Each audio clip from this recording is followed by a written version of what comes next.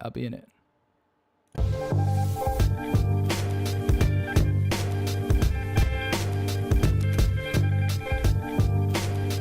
What is up, everyone? Welcome to the NoLife Tech Podcast. How is everyone doing? Make sure, before we begin, you make sure that you head over to our website, nolife.digital. That's the address, https://nolife.digital. Check it out. All of our episodes get up there, all of our articles, all of our reviews, all of our social media. It's all centralized in a hub at nolife.digital. And then you can also follow us on our social media, Twitter and Instagram at NoLifeDigital. Just one word, NoLifeDigital.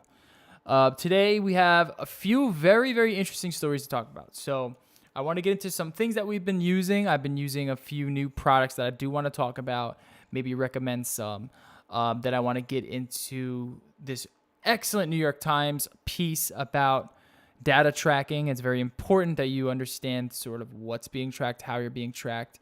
Nonetheless, Sundar Pichai, CEO of Google, also had a hearing with Congress today, where he addressed a lot of those concerns and issues, as well as some other issues with Google, YouTube, the whole Alphabet company. It was a very interesting Congress hearing, and it just goes to further show that Congress has no idea sort of how technology works in today's age, and yet we give them power to regulate companies that do know. Also, a few other things. Huawei's CFO has been accused of fraud, and there has been some more stuff on PewDiePie that we will talk about towards the end. So the first thing I do want to talk about is, I haven't talked about this yet, and I keep forgetting, but I definitely wanted to bring it up. I finally purchased a color correction device. It's basically a device that you hang on your monitor, and it just calibrates your monitor to exact specifications. And it works really, really well. So I did this monitor. Spider kits? Yep, I got the Spider 5 Pro. I did this monitor here. I did my laptop. I did my office monitor. And that's it. And I have a small HD monitor that I just bought that I'll talk about later, and I'm going to do that as well. But it basically just makes it so all the monitors look the same. The problem with it is that not all monitors are the same. Surprisingly enough, this monitor here is the monitor that is it has the most color space. So it's almost 100%. It is 100% sRGB. I think it's 99% Adobe RGB. And then it's pretty high on the DCI P3 color gamut, where my MacBook Pro monitor, that one is 100% DCI P3, which is great for video editing, but not so great for photo editing because it's around 80-something% on Adobe RGB, 100% sRGB. My office monitor, which is just a Dell Ultra Sharp, that one's the worst. That one has the worst color gamut. It's 100% sRGB, and that's pretty much it. For Adobe P3 color gamuts, it's really low. And that's kind of the thing that I wanted to talk about here. When you hear tech YouTubers talk about monitors, they always get this confused. They always get color accuracy and color gamut confused. They are not the same thing. Color gamut is the amount of color that your screen actually can produce. Color accuracy usually just means how close that color is to being accurate out of the box. So you can fix color accuracy with a calibrator. You cannot fix color gamut. That's baked into the hardware of the monitor. So when you're buying a monitor, those numbers that say 100% sRGB, that means it can show 100% of the sRGB color space, which is great. That's the web color space. That's what all the web color space produces. But if you do more than that, such as you do video editing, you do any color critical work, normally people look at Adobe RGB. So you'd want something that's close to 100% Adobe RGB if you're a photographer. And then if you're a videographer, DCI P3 is the standard, and you want 100% of that. Currently, the MacBook Pros are all 100% DCI P3. So are their iPads, so are their iPhones. They just kind of pull back a little bit on the Adobe RGB. sRGB, it's all 100%. So if you have a MacBook, that's why a lot of designers tend to move over there, because the color gamut's there. Now, if you think like, oh, my screen only produces, my screen's 100% sRGB, but you have a weird green cast to your monitor, or it's a little bit more on the magenta side. So you have a TN panel. Yeah, you have a TN panel. well, then that means that your color accuracy is off. So you would buy one of these colors, your Spider 5 Pros, which are not cheap. They're like 100, 200 bucks. But then it'll fix your monitor, get it where it needs to be. There's also newer ones now where there's a little ambient light monitor. So you set that underneath your monitor, and anytime the ambient light around you changes, it makes sure that it displays the exact white point that it needs to.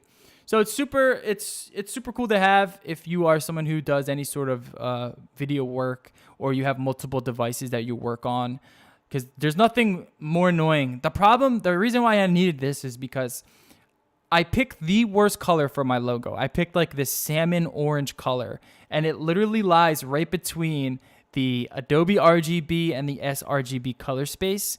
So on some monitors it looks red, and on other monitors it looks orange. And I need to make sure whenever I post that logo, it's exact. It's the exact color that I want it to be. So now, with that thing, it helps. How fun is that printing too, by the way? Oh, it's so annoying. I don't know. I didn't even think about that until I done it. Yeah, if you ever want to pick a logo, my K versus RGB too. Yeah. If you ever want to pick a logo, go primary colors. Do not pick something that's in the secondary colors, because like I said, if everyone's going to see it differently on all different devices, That, or if you're going secondary, always make sure you're CMYK. Yeah. Like even if you're putting on screens. And make sure that you're 100% color accurate on your monitor. Yeah. Like that's the easy way of doing it. Because then you'll know it's going to probably show up right on screens, and it's always going to show up right on print. Yeah, normally like Adobe Photoshop and Illustrator always default to CMYK. The only time you would really need to change it is if you are trying to kind of pull back on compression and you just want to make sure that the colors are similar. But normally it's always on CMYK. Just don't mess with it. So like I said, the Spider things work great. They really do help you, make it so whatever you see on this monitor, you'll see on all your other monitors. And then, if someone else's monitor is fucked up, then you can tell them, hey, this is what it looks like. Next thing I got was a small HD monitor, which is at my office, obviously. And it's a little monitor that goes on top of your camera. And if you are a Sony camera user, you're going to need an external monitor because they don't have a flip out screen because Canon owns the fucking patent for it. But it's cool, but the problem is that it's fucking $500 for a 5-inch monitor that's only 720p. That I don't understand how these external any external monitor that you buy, for some reason, because there's such a monopoly on that market, they can charge whatever the fuck they want. It's insane.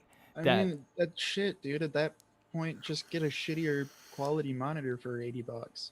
Yeah. Yeah, seriously. Go buy a Raspberry Pi 7-inch 720p monitor for $70. I don't understand how that's literally half the price of my 65-inch 4K OLED TV. You know what I mean? It makes no sense, but that's the fucking world of cinema, dude. They overcharge for everything. Some of the cinema prices are insane. I mean, look at Red. Go look at a Red Mag and tell me how much an SSD costs. It's insane. Oh, yeah, they're cheap as shit, though. Yeah. I mean, like, them and Blackmagic are the only people who make any of that remotely affordable. And even their stuff, like, to an average consumer is, like, ridiculously expensive. Yeah, it's crazy. The cinema world is insane. But you need it. Like, you need that. Like, I need that monitor. Otherwise, I won't be able to see my face. I had a shitty monitor, and the colors are all off. So when I throw in a LUT, I have no idea what I'm looking at. So, it is a great little external monitor. It's nice and small and compact. It has like a rubberized, it's like rubberized. So if you drop it, it's not going to smash. It's nice. It's nice. Is it worth the money? Probably not, but I like it. And then I've been using Firefox. I'm on Firefox right now. The little web thing you see down there is Firefox. Join the 10%. Yeah, I'm testing Firefox out. I've been switching browsers lately. I've been using Chrome a lot. And then I was like, you know what? I kind of don't want to use Chrome so much anymore. So I jumped to Safari for a little bit, and Safari's not too bad, mainly because it's just native to Mac, and I was using Mac a lot. But now I'm using Firefox, and I do like it, man. I do like it. From the first time I downloaded Quantum, it was pretty bad when it first came out. But man, it's so much snappier now. But yeah, no, I'm glad you're enjoying it more. Like, I swear, I live and die by Firefox, and it's mostly because I trust Mozilla a lot more. Yeah. Like, Quantum's fast. They use Gecko for like JavaScript things. That's fast as shit. their CSS has been getting faster, but like it's a great browser and it's remembers everything across every device. Yeah. It's got all of those stupid features you actually like you want without a totally sketch company running it, and it's Yeah. just an open source company, so it'll run on anything. Yeah. It's nice to not be constantly logged into Google using the web. You know what I mean? Like it's nice to just have a browser that's not constantly logged into something. And like you have all my apps on it. Like I have the Evernote Clipper, I have Dashlane on it, and I was a little bit worried about the performance, but after I started using it, I was like, this is nice. This is nice. The Vivaldi browser I uninstalled. Unfortunately, it's just too complicated. There's too much stuff. You have to do all this weird stuff to sync it. Firefox is just the next best thing. I do wish it didn't eat as much RAM. It's a little bit less than It Chrome, can. but it's not like when you have YouTube It's up, not it eats Safari it. or yeah, it's not Safari or Edge Yeah. by Yeah. any means. No, it's not Chrome levels, but yeah, no, you can run through 4 gigs of RAM pretty quick if you really want to. Yeah. Yeah. I wonder how much now because I'm streaming. I don't want to mess with it now, but I've been enjoying it. Yeah, I've been enjoying it. I wish I'm gonna look for some new themes. I don't like the default Mozilla theme. Do you have a theme on your Firefox, or is it just stock? I do on some of them because I use generic Firefox, but I also use Nightly, which is their dev build, and like for dev tools, I don't know, like Chrome's got a lot of great dev tools, but I don't get why so many people sleep on Firefox development like edition. Mm-hmm. There's so much good stuff in it that like use both. Like seriously, there's so much stuff in it that's fantastic. Yeah. But that theme is just black, and I love it. Yeah, that's kind of what I want, like a night mode. Yeah, like that's basically what it is by default. So I would check that out. Can you pop the mic a little bit closer to you? Yeah, or I can get closer to it. That's good. Um, yeah. So I've been enjoying it. I'm gonna try it out for a few more weeks and see. I want like a good browser. I want a good browser, and I don't want to use Chrome. That's just the bottom line. I want to get away from Chrome as much as possible. Still Dude, though, like there's some things that like some what was it? I was doing something and it was like we don't support Firefox. Like you have to use Chrome or Safari. I was like, come on. I was like, just support Hangouts, fucking weird things like Firefox. that, yeah. No, there's still some things like that, but for the most part, dude, I fucking love Firefox. I like what Mozilla's doing. Yeah, that's why I wanted to use them again. I heard the performance has gotten a little bit better. Now, is there Quantum and then the regular Firefox? The regular should be up to Quantum now. Okay. Because what Quantum is it's a CSS engine basically. Okay. So like that, it's trying to just render it out faster. Yeah, because It should all be Quantum now technically. I went to download it and I was kind of confused because it was like download Firefox and then I clicked on their products and then it was like download Quantum, and they were both two different links and they were two different files, but I don't know if they are the same thing or not. Yeah, fuck if I know at this point. I just have the that is the Quantum. problem that they've been. I think that one of the problems they've run into is like they do now have too many weird like additions and also projects. Yeah. Because like the one thing that is annoying me, because currently I've been switching between Android and iOS, they run some cool projects as like test beds, but they're all either Android or iOS, not both. Mm. And Yeah, it's it's just annoying. like, oh, okay. Like I know why they're doing it, but it is annoying. But yeah, like the main Firefoxes should all be Quantum. And Yeah, also and they own Pocket. I might even get the that was another nice thing because I use Pocket a lot and having it built into the browser is real nice.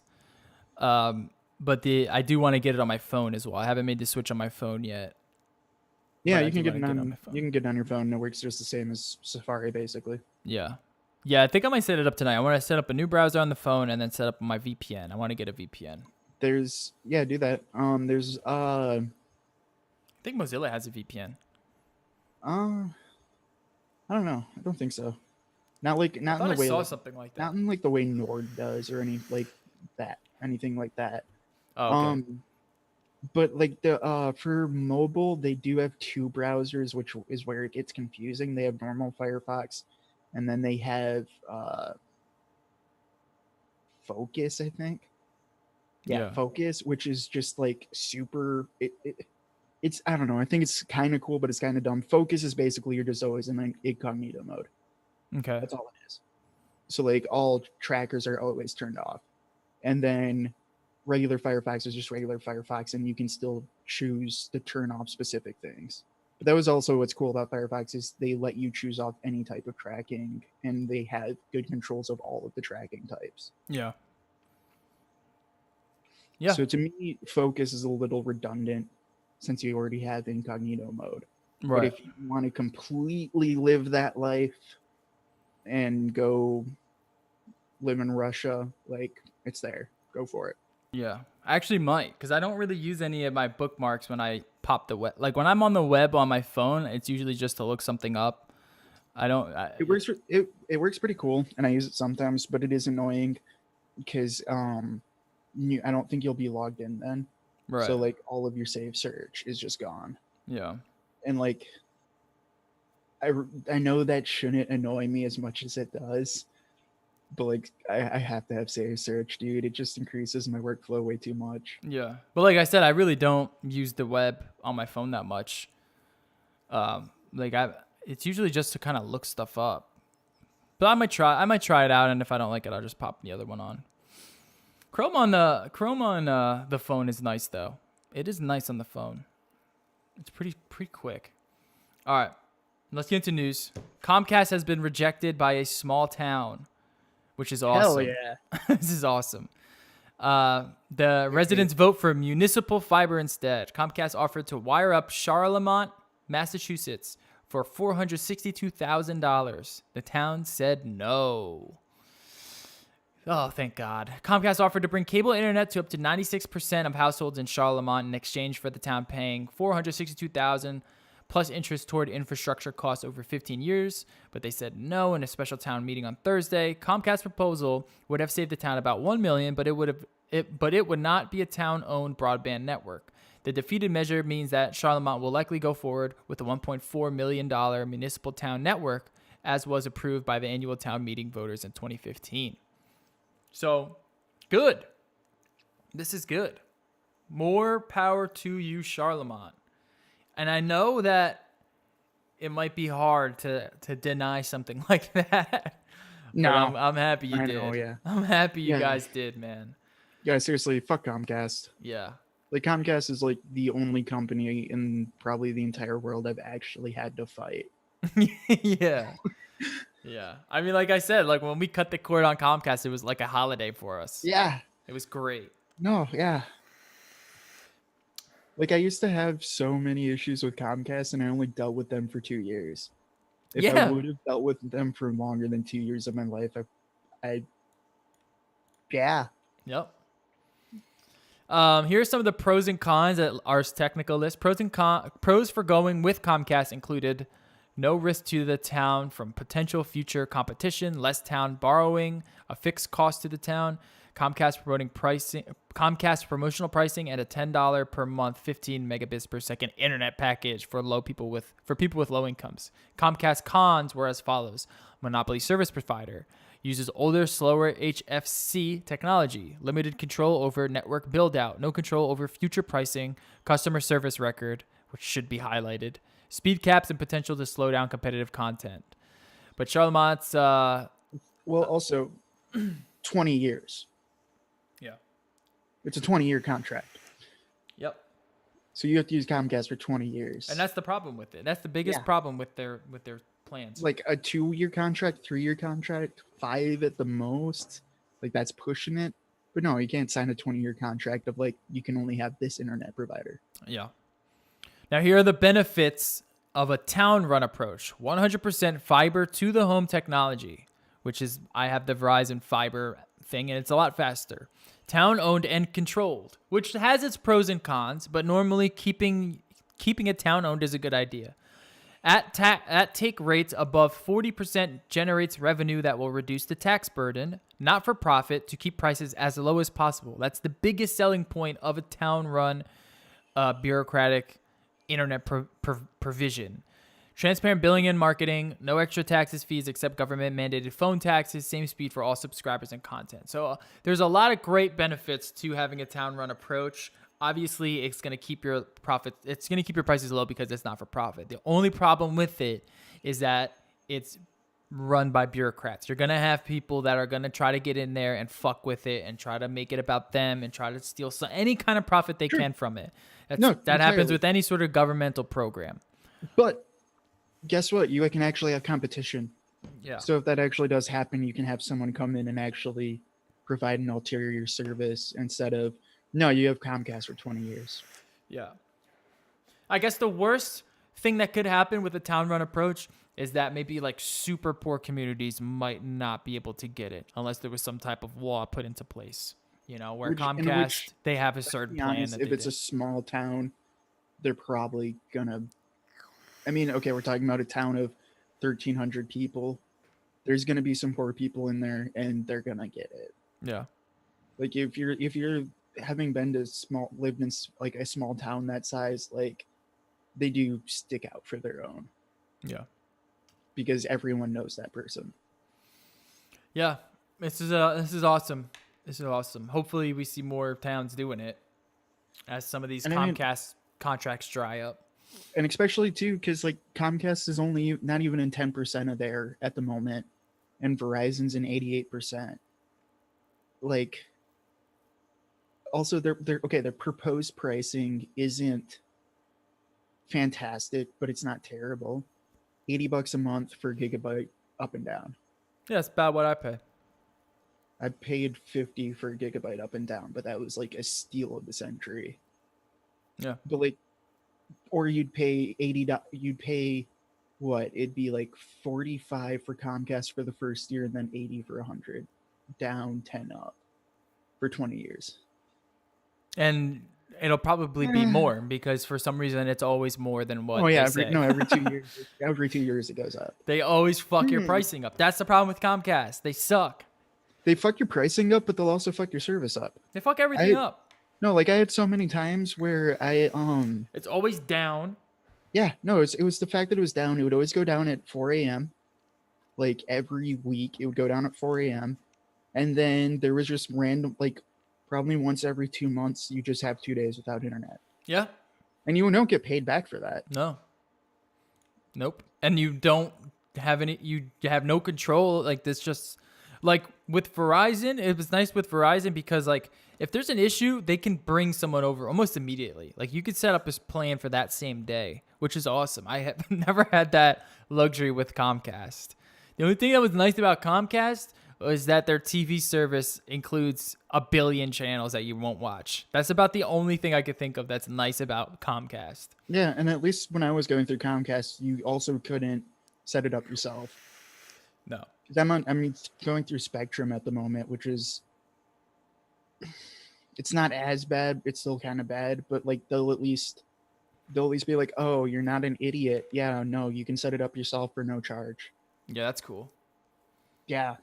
Fios, you have to run a line out, right? But other and than that, I would still do that if they're actually running the line out, right? But if they're just flipping on a switch and having someone install your modem, I'm not paying $40 for that. Right? Yeah, that's crazy too. That you have to pay for service. That's crazy. All right, moving on. All right, so this is a New York Times article. Now, if you guys aren't listening to The Daily by the New York Times, the podcast, you need to start listening to it. It might be the best news podcast next to NPR. It might even be better than NPR. They are covering some amazing stories. I highly, highly recommend it. I listen to it every morning. It's excellent. Well, they also put out an article called "And It's for Sale," and it's basically talking about location privacy data and just how much these apps are keeping information on you, and they do it really well on the podcast. And this article is done really well. It also has this interesting sort of I'll put it up here. This interesting sort of scrolling mechanism that kind of visually represents like it just kind of shows you exactly how much data is being collected on you, and they do it in a really, really interesting way with these kind of Google Map flyovers and stuff. And you're essentially being followed. That's essentially what the gist of this entire article states is how much information is being collected on you, to the point where, and we've talked about this many times before, a lot of people think like Facebook is like turning your microphones on and listening to you, or, Google's doing the same. It's not that. It's that they're tracking your location, and the AI is so good at understanding your habits that it can serve you pinpoint accurate ads. So they found out that this woman It's not started. even just that too, though. It's that is how it started, but I think that's a false narrative to almost, just because at this point, no, it's everything. Your ISP, your all all four of the major telcos for mobile in the U.S. They know exactly where you are, and you sign away your contract to say, hey, we have your data, and we can sell it. Yeah. Everyone. It's to the point where no, it is literally everyone.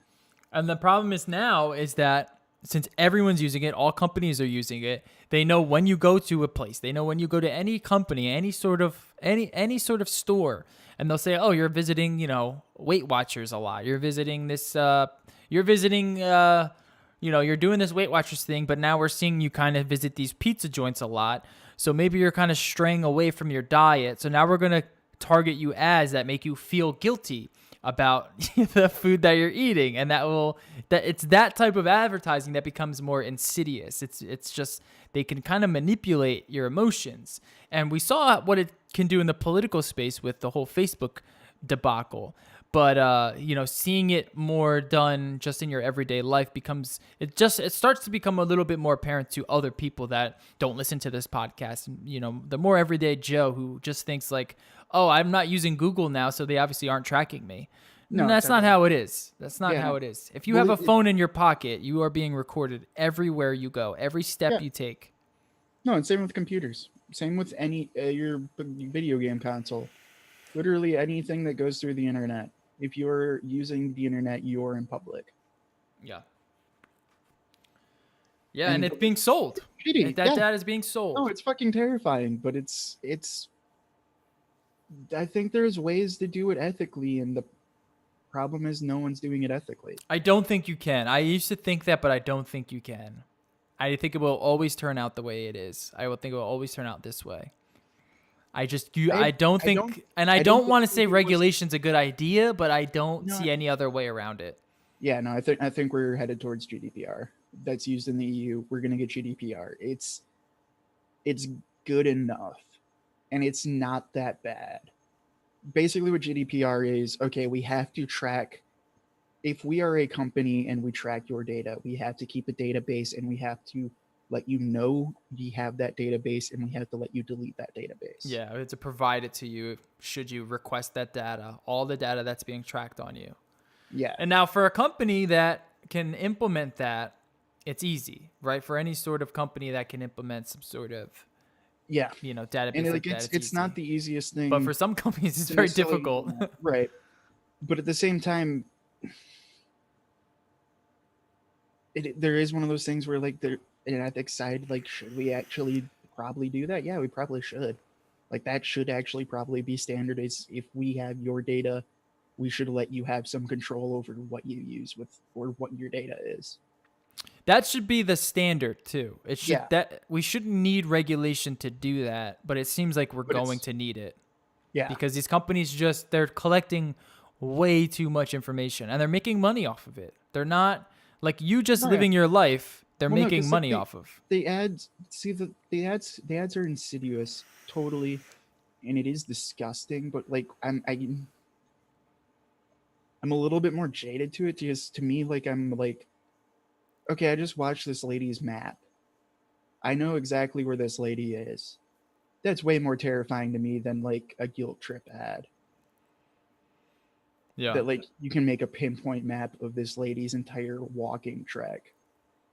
And you can just buy that. Like, what the fuck, dude?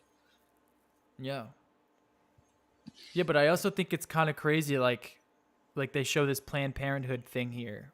And it's like the super private moments that you don't want that information out there, you know? And the fact that they can make money off of that's super concerning.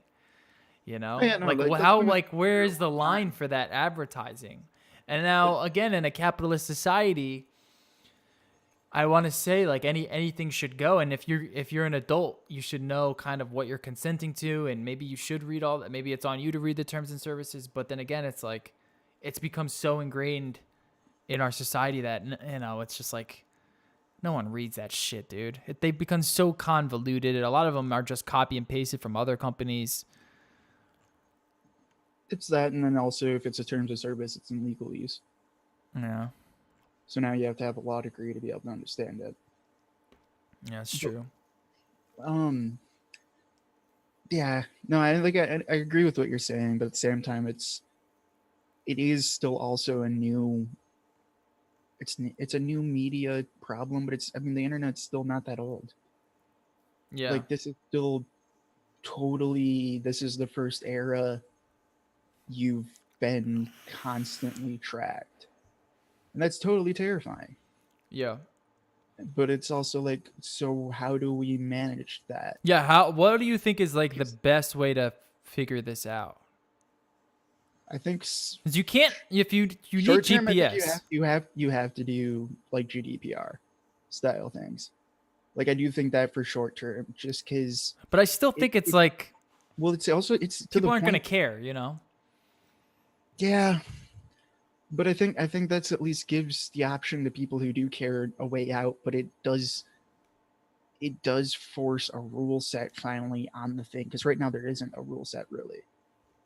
So at least if you have a precedent you can go based off of at that point. Because if you don't do that, we're just gonna keep sitting here of like, well, I'm watching the mayor of New York's route. Yeah.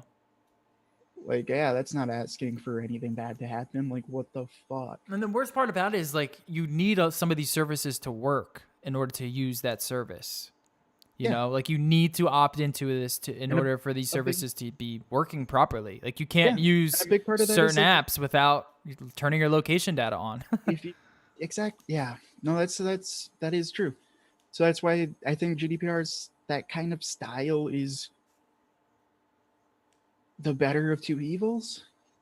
Because either you have nothing, you have that, or we have like even more crazy kind of regulation where none of this is allowed. And like I think And if none of it's allowed, that would suck. it would Let's be real. mean that they would have to anonymize all the data coming in, and they would basically tank everyone. I mean, the stock market would It'd crash. take everyone, but it would Everyone's again money just mean relies like on this. try to try to use Uber anonymously. Yeah. Like there's definitely a lot of tools we use out there where it's like some of this data is actually a little bit necessary. And that's the other side of it. Like, is it that like it's bad when it comes to advertising, but is it that bad that we do have some sort of Skynet put into place? You know what I mean? Because Yeah, like any like upstanding citizen, they're not going to be doing nothing too crazy. But then right. again, you don't want people to know that you're going to like a Planned Parenthood or something like that. Yeah, Or that like that's yeah. No, crazy. that's why I was saying earlier that that's why I don't think all of that is inherently evil. I think it can be turned evil very easily, but like at its base root, like Right. no, like Google keeping like if Google saved my data and just let me use it, where it's like, no, dude, this is awesome that it knows I'm going to search for this thing probably. Like that makes my life better. Yeah. But once you get into selling it and all of this and that, and like, hey, I can just go buy someone's walking map. Yeah, no, that's terrifying. Yeah, that's the problem. It's like I want you to give me better search results, and I want you to give me better, location specific ads. But in order for me to do that, we have to have the right to sell this information to advertisers. So if you say no, well, then you're not going to get the service. So it's like, fuck, you're putting Yeah, me in a fucked place. and like And then you say that to 20 different companies, you and the know? goal like the goal is if people could do that realistically off of just ads, I don't see anything wrong with that. Like if you could have all of the benefits of the current internet of like with all of the tracking where it's like cool, I can whip out my phone and instantly see the radar directly at me while I'm hopping into like an Uber to go get food at this place that I already reserved, et cetera, et cetera. But it was just to send me ads. I totally think that's acceptable. Where it's gone completely haywire is no, now it's everything else. Yeah. And who like really who is looking at this data? Like, you know what I mean? Like, what kind of person? It could be any malicious actor could essentially get your entire route to work in a second, and Yeah. it's kind I of mean, it kind is of to sell you crazy. more things, but it's also like that.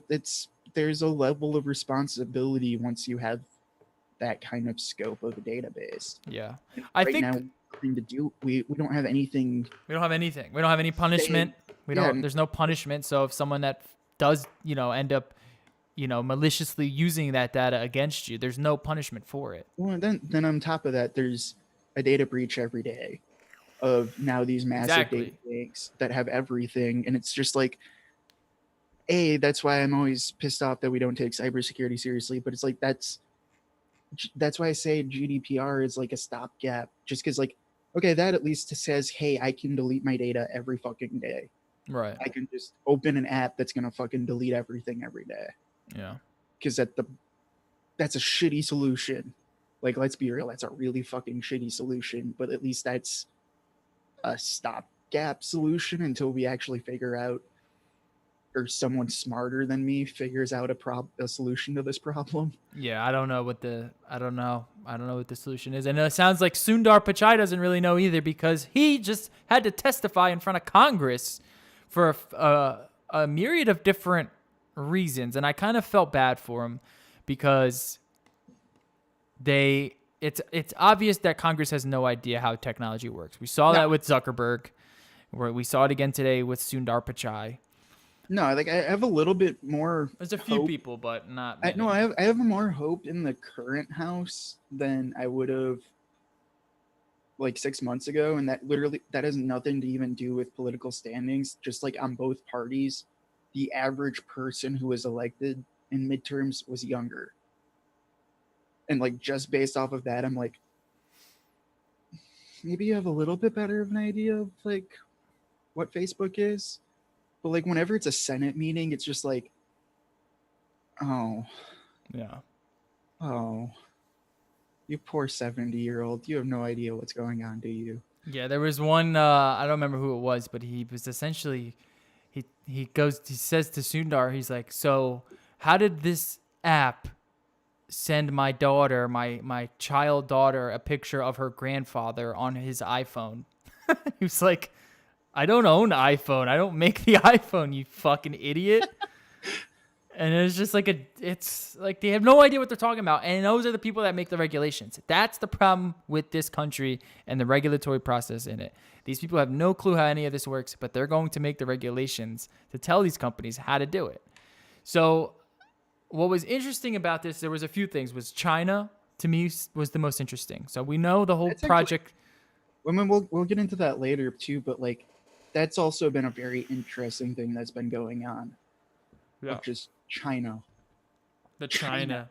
China problem. But it was his kind of statements on China that I found some of the more interesting, because we already know a lot of the Google stuff, right? They wanted to talk about privacy data and how it's all being tracked. They had questions about what else did they have questions about? I watched the whole fucking thing today. Yeah, sadly, I haven't Political yet. bias. They wanted to know, hey Google, why are you, why are conservative media outlets, being suppressed, and why are people being served more liberal news? And he had to tell them, like, we don't have a political bias when it comes to serving you news. If you search, idiot, and the image of Donald Trump pops up, it's because there are relevant news articles that are popping up that are adding that keyword attached to this name. So See, if we you have search this fire and I guess, and the SEO. yeah, if you search fire and the California fires come up, it's not because we're telling the search algorithms to throw that at you. It's because that's a relevant news item. And it's just like stuff like that was just so frustrating to hear. That was the most frustrating Well, part about it, was the political bias stuff, because it's clear yeah, that they just don't know how Google works. Yeah. Well, and it because that's something I give Google credit is Google has at least stuck to their version of SEO for the most. I mean, they fuck it up all the time, but like they have a goal in mind when it comes to searches of like, hey, if you're looking for news, here's our SEO, here's keywords, this is how it works. Whatever gets the most clicks is what's going to show up. Right. Facebook, on the other hand, tries very hard to make that 50-50 split, and to do so half of it's just dog shit.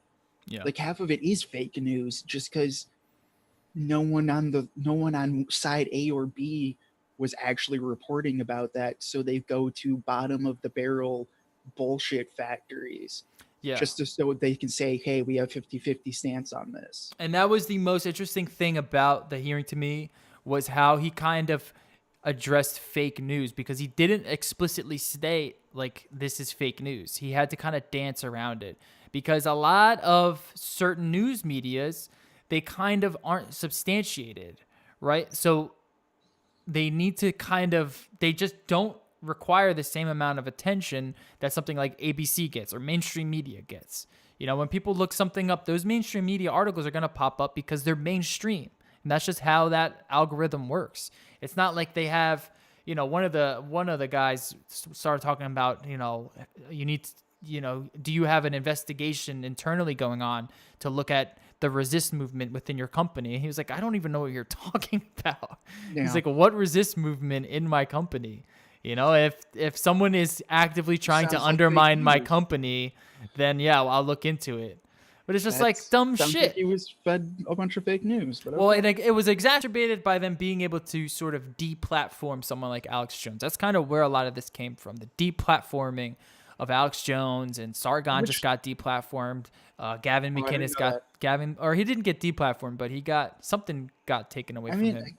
I think that, and I mean, it goes back to Alex Jones. I mean, some of those guys, I don't know entirely their cases, but it was like for Alex Jones, it was like, no, I don't think he got deplatformed because he's conservative.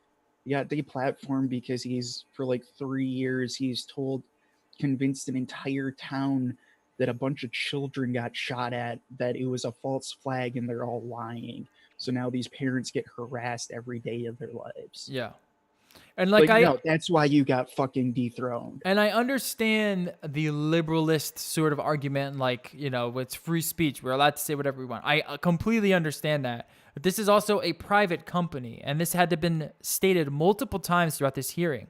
So Representative Todd Liu from California had a great little piece where he was like, look, if you want positive search results, do positive things, I right? thought If that you was hilarious. I did see that. Yeah, he's like, if you are a congressman and you're doing shitty shit and you're being put into the news, or if you're Trump and you're doing, you know, you're saying outrageous claims and you're being put into the news for these claims, then the search results are going to reflect that.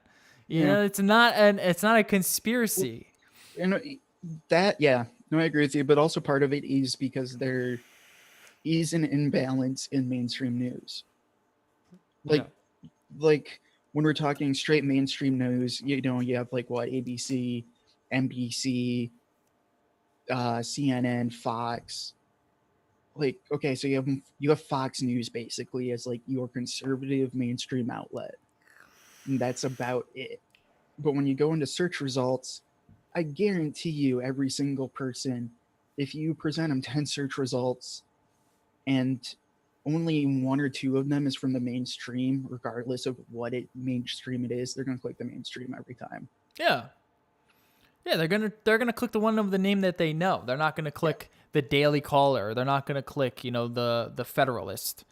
You know, they're gonna click CNN or Fox News or, you know, whatever the main. That's why it's the mainstream news. And there's a certain kind of trust, and I do like that about Trump, on how he kind of shaken that trust up, because it has gotten a little bit out of control throughout the years. The Obama presidency and the sort of strangleholds that they had over the media, it was a little bit overbearing. And I like to see Trump sort of, you know, show the people, hey, it's not all, you know, roses with the media. You know, there's a lot of just like under the table kind of things going on that you need to know about. But that being said, there's no there's no large, liberal conspiracy sweeping Yeah. Google to skew search results. Now, are some of Google's employees liberal, and do they go on social media and do they advocate in the liberal way? Sure, but that's not them making an algorithm that's only praises liberal items. Yeah, that's private time, not company time. Yeah. I mean, if you think about it in just a vote scenario, most of the U.S. is we're mostly a liberal country these days, just going by the last 2016 vote. So just with those numbers involved, you're going to get more liberal news stories just because there's more liberals clicking on that kind of stuff. That's just kind of how it works. And that is, like, for better or worse, that is still a vast majority of press. Right. Like that going back to that, like, that was my problem with Facebook, where it's like, no, dude, like, they'll print out, like, Breitbart or like the Daily Stormer as like conservative news outlets, and it's just like,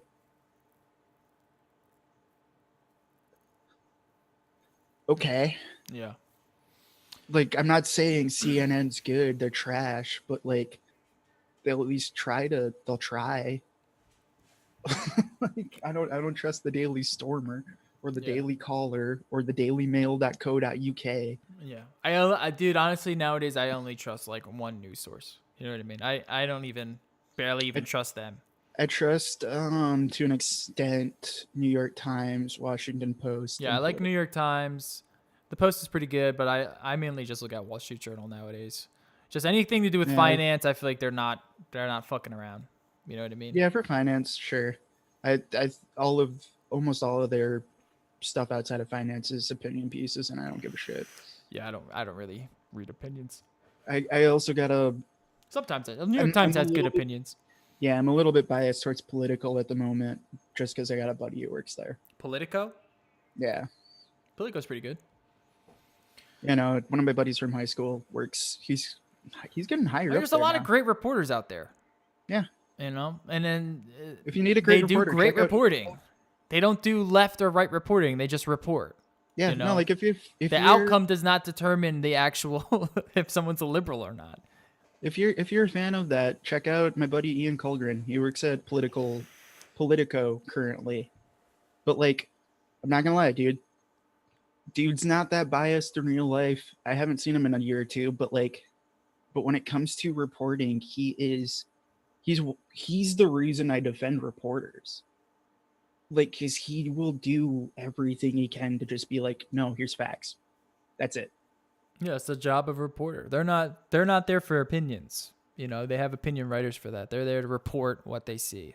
The problem with today's news is that, say Trump does something like implement some sort of tax plan that only benefits the wealthy, and then someone writes a news story on that, then they go, look, they're demonizing Trump. This is the liberal agenda. It's like, that's not how it works. News. It's an opinion piece. It's not how it works. All right, another thing, that the China thing, notably, I'm reading this from The Verge. Notably, despite major scrutiny from the press and Google employees, there were also only a handful of questions about Google's plans to build a censored search engine in China. While some lawmakers brought up the company's plan, codenamed Project Dragonfly, Pichai largely deflected the questions, arguing that the company's work on a censored Chinese search engine was only exploratory and that there are no current plans for a launch. A lot of the times, he also said that this was an internal matter. Like, he was just like, this is an internal matter. It is an internal matter. Have you heard any insights baseball about that at all? No, I haven't. Not recently. Okay, no. I don't know if that's actually going to go through or not. Because, yeah, a lot of Google is strongly against it, and there was a report coming out. I mean, they had they had protests. Well, they had protests. The people who were working on this project for 2 years had to be sworn into secrecy that they were not allowed to talk about it outside of that room. They were not allowed to use any online communication to talk about it. They could only talk about it in person. Mm-hmm. That's how secret Google was taking it internally, because they knew how much shit it would cause. Oh, yeah. Well, that's what he was saying. And he was like, this is an internal matter. This is only exploratory. And that was all he said. He said nothing else about it. And I thought that was super interesting. No, so he kind of deflected it, saying like, we might not be going that route. That's kind of the vibe that he was giving off. And But that wouldn't surprise me. he Like could have just said that, you know? He could have said, this he is could something have. that we're not looking into anymore. You know, we thought about it, but we're not looking into. For I'm him to still, say this is an internal matter, this is what we're dealing with internally, that means fuck you. We're not telling you anything about it. That's basically yeah. what he said. No, yeah, and like I get that just because like I still expect them to release it, and I'm still gonna be pissed once they do. But like I think that was somewhat genuine of him being like, of him saying that no, it's an internal matter because I don't think they're as sold on doing it anymore. Well, the problem with this hearing that he just had, if he does release this Chinese search engine, which will suppress, that is what it's going to do. It's going to suppress certain outlets. Then all of what he's saying here with his algorithm being unbiased, with his algorithm saying it's only about what's relevant in the keywords and how we tag and how we have our algorithm built, none of that will matter. Everyone will just believe that Google is suppressing everything. So he can't do That's it. what I say about Apple, but no one believes me. Yeah, he can't do it. He can't do it and expect people to think that they're not doing it in the US, because that's exactly what their algorithm will do in China.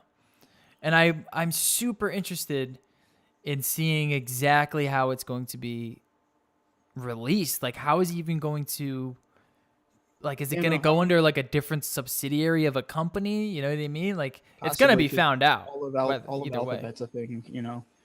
So like like I said, I'm still expecting them to do it, and I'm still pissed about it. But I do think there's some wheels turning where they're at least exploring the idea of not. Yeah. Just because like mostly it's just internal outrage. I think Like, they would be smart for them to not do it. yeah. But that money from those billions of people, dude. Those clicks. If you could tap into China with AdWords, are you kidding me? That's fucking insane. That's insane. That's so much revenue lost. The same thing with Facebook. That's exactly why Facebook pushed into China. There's so much advertising to be made. iCloud to China. Yeah, there's so much advertising to be made in China. Like it's the glory, but also really shitty part of being holding to stock shares. Yeah. Profit over everything. Yeah, that's true. Yeah, they are a private company, so I guess the moral of the story, if you don't like what Google's doing, then you're gonna have to either make your own Google or use something else. That's really that's your only alternative. You know. And all the alternatives at this point are really shit. Yeah. So if you want to do that, There's nothing that even you can competes make with a lot Google. of money. There's nothing that even competes with Google. No, the closest thing's like what, DuckDuckGo, and that's dog shit. And that's literally just a search engine. You know, that doesn't include any of their search console stuff, their ads. That's like, there's so much that Google has built out that relies on web. The largest phone operating system in the world. Yeah. Yeah. Like, yeah. yeah. And the desktop platform, and this and the, yeah. No, Yeah. there's nothing that competes with Google. All right. Also related to China, though, do you want to go into the other thing? Huawei? Yeah. Well, real quick, Google still has no answers for YouTube's biggest problem. And this was, there was a thing where they brought up frazzle drip, which if you don't know what frazzle drip is, just Google it. I'm not going to go into, but it's like a conspiracy thing. And they kind of brought it up to Pachai during the hearing, and hearing him try to explain frazzle drip was kind of funny. Hillary Clinton is killing young girls in satanic rituals. And eating them. And that is a problem that I do not envy YouTube. I don't know how you go about that, because conspiracy theories are fun. Like, there is a fun thing to be said about conspiracies. I enjoy them sometimes. I get into them sometimes. There's a reason why History Channel now is just fucking aliens. Yeah. Exactly. Like, it's just fucking ancient aliens. Exactly. But when you start to label things as fake news, or you start to delete things, it gives them more weight than they deserve, and like, it's a double-edged sword. So I don't think it's YouTube's biggest problem. I think YouTube's biggest problem is YouTube. I think YouTube as a whole need it. I don't know if it's Susan Wojcicki, the CEO. I don't know what's going on with YouTube, but they really need to step their game up. Uh, but that's a whole other matter. Or you can go into YouTube Rewind No, please do not. on its way to the most disliked video of all time. Please do not. I hope at the very least YouTube sees that and says maybe we'll get rid of the dislike button.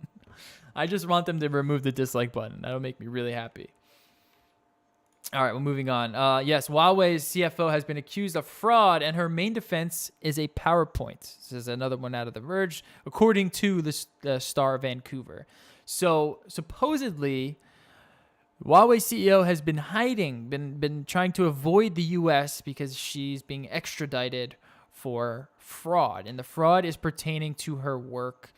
I'm trying to figure out. I read this the other night. Let me see if I can find it really quick. Meng served on the board for a Hong Kong-based company called Skycom, which allegedly did business with Iran between 2009 and 2014.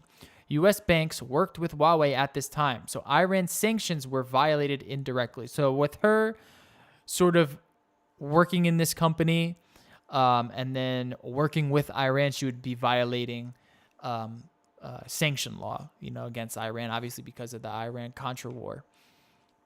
And therefore, Meng committed fraud against these banks, according to the prosecutor. Skycom reportedly had connections to Huawei, and at the bail hearing today, Gabe Carlsey argued that Skycom was an unofficial subsidiary of Huawei's using the same company logo. Huawei is Skycom, he said. This is the crux, I say, of the alleged fraud.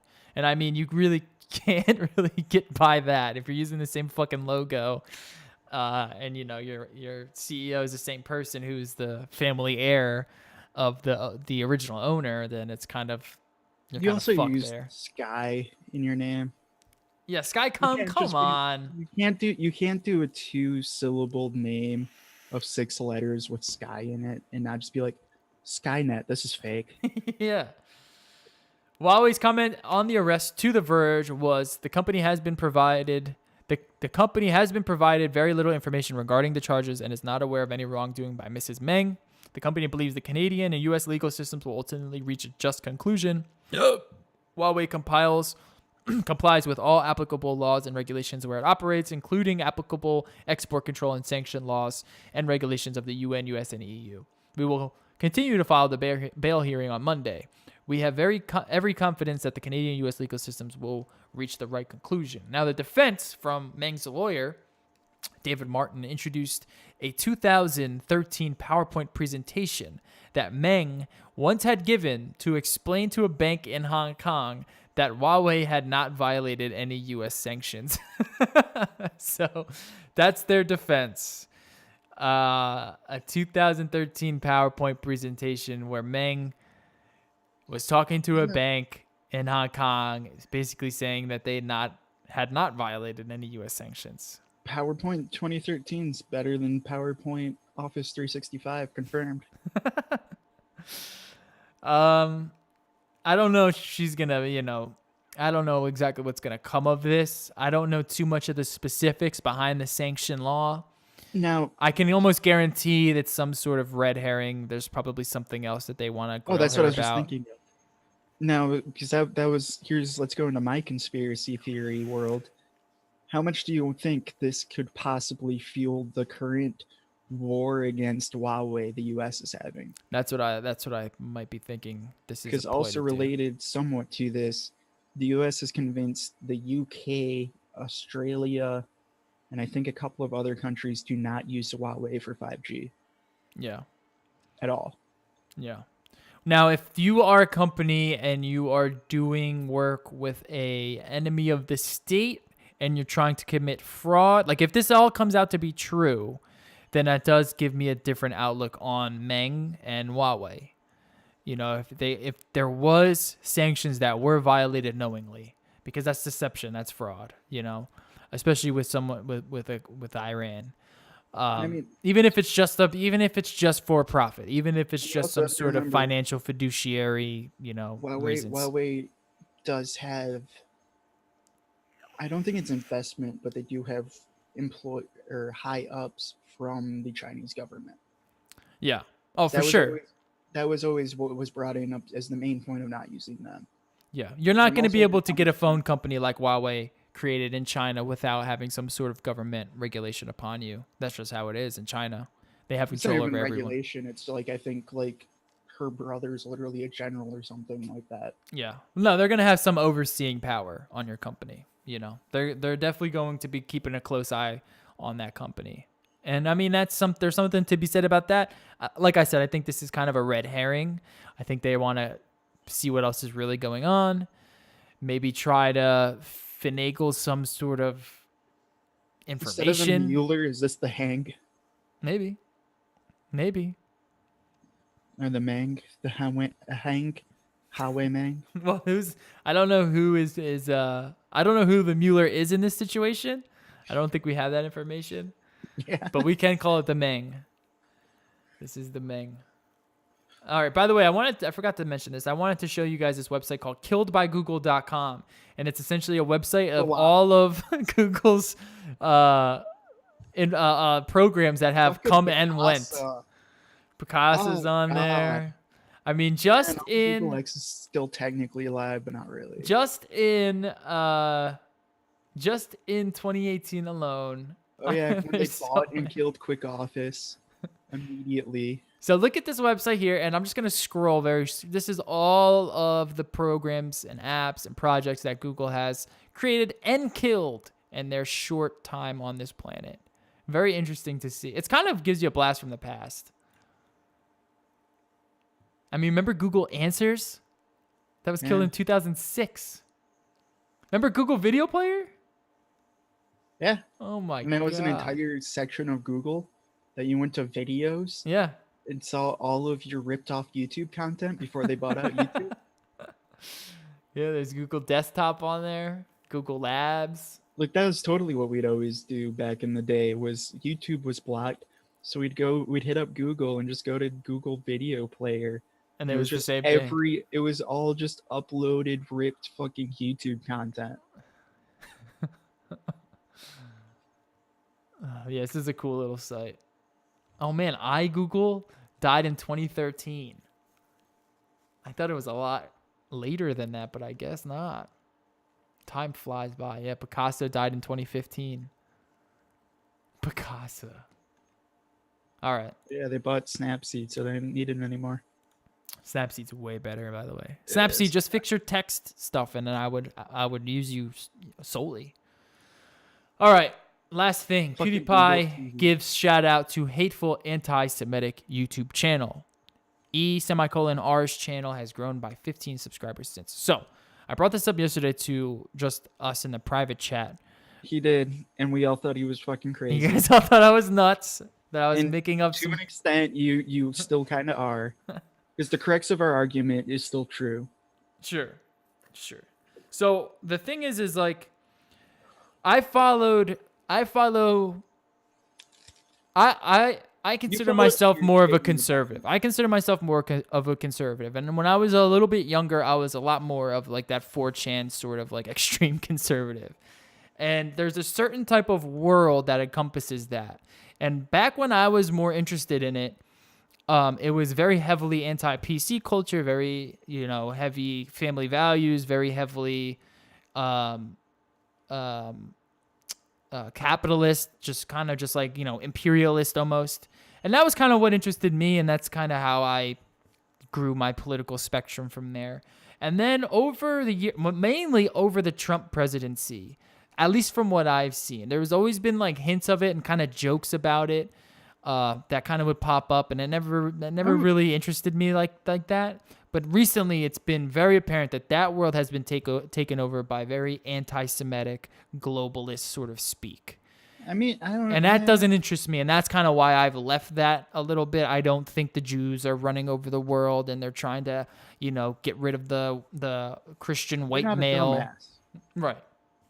I don't think that the Holocaust was a conspiracy theory. And this I think is what a that's large portion of them Yeah. No, I truly know. believe. No. That my viewpoint is that's been there forever. That has always been on 4chan if you dig back deep enough. Yeah. Because, like, trust me, I was aware of that in 6th grade. Yeah, it But was like, always like sort of like it was more of like an underground. That was like super kind of extreme, more edgy. It was more of like an edgy thing to say and to do. It wasn't a yeah, true core and I belief of think, the well, politics. I don't think it was a part of the politics. I think I get what you're saying now with Trump, because at first I didn't, because I don't think it's gotten worse with Trump. But I see in ways how, yeah, it has, and I see what you're saying now.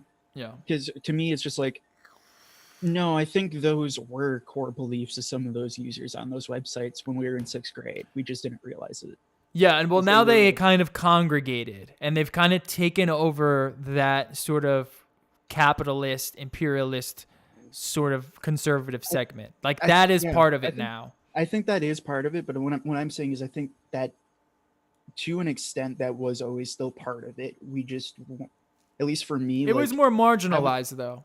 right. But what I'm wondering is if I marginalized it because I saw it and was like, that's stupid. But really, that dude could have been 35, and now there's a current Well, there 35 year old wasn't. still You believing. would have done that because there wasn't much. There wasn't much like it didn't hold any weight. There wasn't much evidence. There wasn't much water behind it. It was kind of just like that edgy kind of stuff that would just spit out there, and you were like, all right, whatever. But now with people like Alex Jones and the rise of this anti-global. Anytime someone says globalist, that they're talking about Jews. Like anytime you see those parentheses, the three parentheses around Which certain that is also crazy to me what. because, like, I don't know. I grew up in an education system where no globalist is Reagan. Yeah, right. Like, when you say globalist, I'm like, oh yeah, the '80s with Reagan and the Iron Lady. Yeah. Like that's what globalist to me means. Yeah, I mean it's crazy the way that the speak has kind of taken over. Because I mean I was talking to a friend not too long ago when Trump first started running, and I was like, yeah, like I agree in like a globalist imperialist vision of the world. But now if I say that, they think I'm like I want the Jews to take over the world, and it's just, anyways, getting off topic. But what I've seen from PewDiePie, and in this image, doesn't he look sick here? Like he doesn't look He very does. He healthy in commented his on that. image. Yeah. Like he No, he looks looks sick. something wrong with He him. looks. He's got a bad case of the flu or And I something. like PewDiePie, and I think his content recently has been pretty good. But when he shouted this channel out, it really piqued my interest because I knew this It piqued channel. your interest. I It knew was this channel to surprising. be associated with that extreme anti-Semitic culture. Like that's what people, and with these sort of channels, their goal, like this is what they live for. Their goal is to try to red pill people. So they'll kind of bait you into watching their videos, and their goal is to just slip in that imagery to try to like flip a switch in your brain to say, oh, this is the reason for all the problems in my life. It's the Jews. That's what the red pilling is supposed to do. Probably get a lot of downvotes for anyone that's in that community watching this video. But I'm just stating facts here. That's kind of what this is all about. So when I saw him shout that out, I was like, that's super interesting. Because then I was like, with the And death to I the think Jews debacle, with him liberally using the N-word, with all of this kind of controversies around him, I'm like, now I get it. He does associate in that world. He's a fan of that kind of content. I don't know if he's like, a no, I think card-carrying he's a fan. Klan member, I think but no, I don't think he I is. think he's definitely, I think he watches that type of content. I really do. Well, I think he does, but I also think that doesn't necessarily define you or No, him. no. I would, Because you're also sitting here saying, yeah, I used to watch that shit. yeah, like I definitely understand the thought that And I he's yeah, and maybe he's interested more in the other side of the politics, and maybe the Jewish anti-Semitism, something that he doesn't agree with either. But then yeah. you kind of factor in some of the It's other like things, and the it's way just like, come yeah. on, Felix, you are the #1 subscribed YouTuber on YouTube. You can't just drop channels like that. There's so much that people are critical about you, And and it just constantly goes back to like Judaism for some reason. for him I don't think he did that intentionally. Well, that was another thing I brought up. I was His like, maybe defense, he did it just to troll, because it was, yeah. when I saw it, I was like, what the fuck? That's odd. And there was a couple 'Cause other channels in there too. you instantly knew that, and I didn't, because Yeah. I when you brought this up, I went through and clicked on every single channel to the video that he linked and was like, okay, there's 28 channels. Like I think it was like 21 of them show their faces. Some like there were like three that talked about politics with their face, but most of it was just like H3 styled essays or like Yeah. just weird shit like that. There was three or so just like weird weeb animation channels that was just like animated weird sayings, and then the rest of them were like meme bullshit. And then there were two channels, and ER was one of them, that was like what I didn't think of this as anti-Semitic in any way because I didn't care to go through any of the content, but it was just like, Right. And it's a oh, these subtle are drop. There's subtle drops too. Like you would need to right. really know about that Or culture if to you kind look of up this pick up on person, it. apparently some of it's not subtle. No, But yeah, yeah. Some of the but videos are like pretty but blatant. yeah. But like no, like the two that I found that could be questionable was just like, oh, this is leafy AIDS. Like it was just two people are like, nope, I made a 40-minute video of me ranting about some bullshit. Feminism or, Or like a person, or like one of them's or just like, some guy wearing I a have a fedora. beef with this YouTuber, and it's like, I don't give a fuck. Yeah. Yeah. A lot of the channels are just like, what? Why are you watching this? But Yeah. that was the thing. Like, I was just like, maybe he does sort of associate in those sort of, you know, But you did bring up corners of the ER, and web. you hit it way before I did of like, no, this could be shitty. And then I woke up this morning to articles everywhere of like, oh yeah, this ER kid like posted a 5-minute Hitler speech, and then also posted a video of like the Charlottesville murder of where the dude just like ran people over in his car. It's like, Yeah. oh Yeah. The Hitler one, it was about Steven Universe and like the end of it, he wakes up and someone kisses him on the head and he has this sort of that he wakes up like that red pill kind of turns on and yeah. it's a Hitler But like speech going on. in his defense, I don't think he knew that or cared.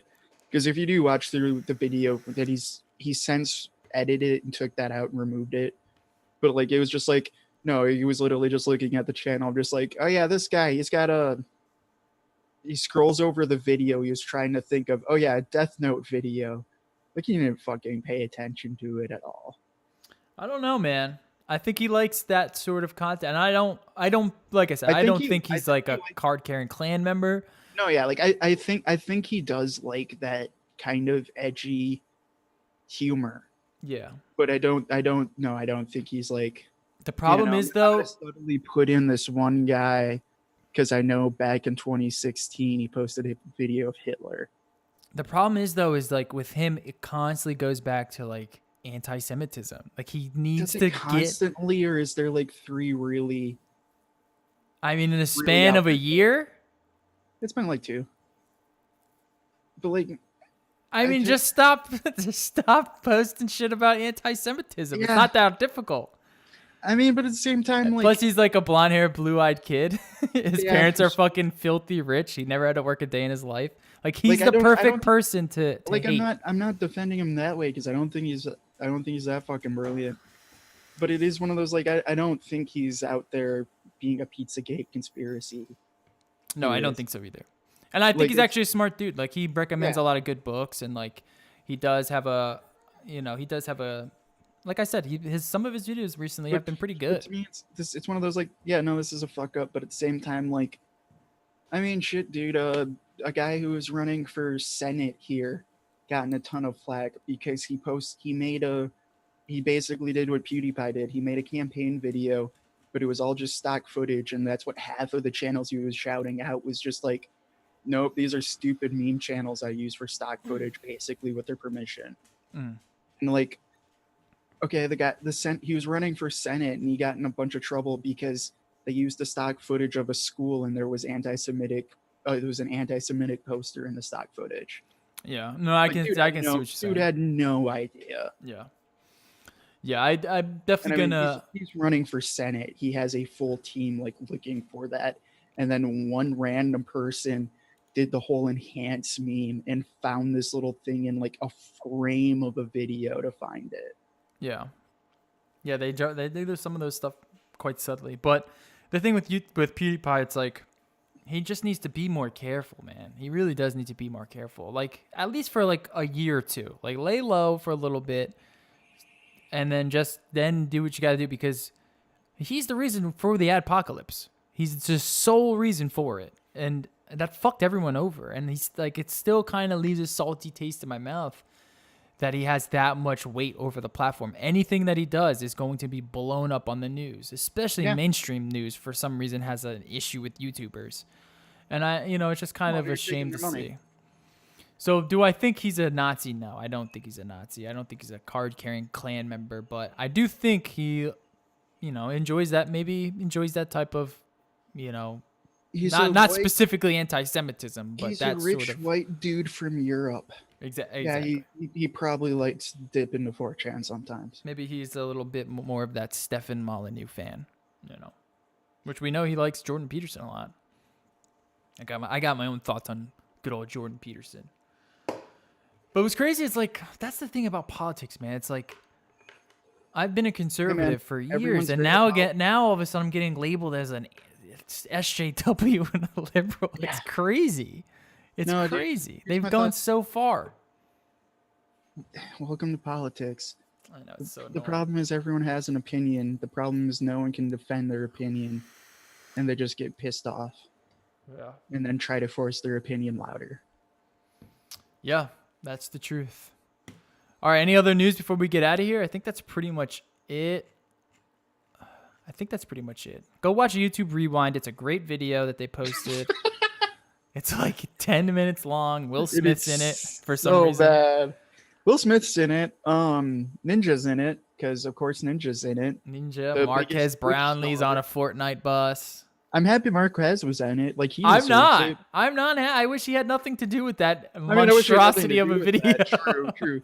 Like, I mean, the idea of old YouTube Rewind. Yeah, I'd want Marquez in a Rewind. Yeah, I'm happy that they considered him for sure. Right, but it's one of those, like, he did have a monstrous year, didn't he? You opened it, yeah, and I mean, he's been rising for a while. Like, I think he should have been in it like 3 years ago, but. I also in a different YouTube world. I don't understand how I don't understand how his channel does so well, but he's so good at YouTube, man. He's good at YouTube. He's nailed that 10-minute review with good filmography. Yeah, good sound. I mean, he's come a long way. I mean, have you seen some of his older videos? Yeah, him and Unbox Therapy. I mean, they weren't the best, but they've come a long way. You get a couple of red cameras in the room. You get yourself a replay. Know what we should talk about next week? And we can leave this as a cliffhanger. Yeah. Have you been following Elon Watch lately? No. What's going on with Elon? Did Elon invent Tesla? Did Elon invent Tesla? I would say yeah. Yeah, he didn't. Did someone else invent it? Yeah. What do you mean by invent? Like the technology behind it or the company? Both. Oh, so what did he just walk into it? Yeah, and then apparently might have bought it out in kind of a hostile takeover, and so he had nothing to do. Basically kicked the guy out who was making the first Roadster, and when the first Roadster was going to him, it ended up just somehow being destroyed before it got to him. No way. This is a great cliffhanger. Yeah. We will come back to you guys next week with more on this surprising turn of events on Elon Musk. Wow, I'm fascinated. You got to send me some links so I can read up on it before we talk about it. Yeah, I'll find them. All right, everyone. There's been rumors in the Twitter world of some good reporting. Oh, God, I can't wait to read this. That sounds so interesting. All right, we'll catch you guys next week. Make sure you tune in next week so we get you the scoop on if Elon actually created Tesla or not. And make sure you follow us over on our website, NoLife.digital, and our Instagram and Twitter at NoLifeDigital. We'll see you guys next week. Peace.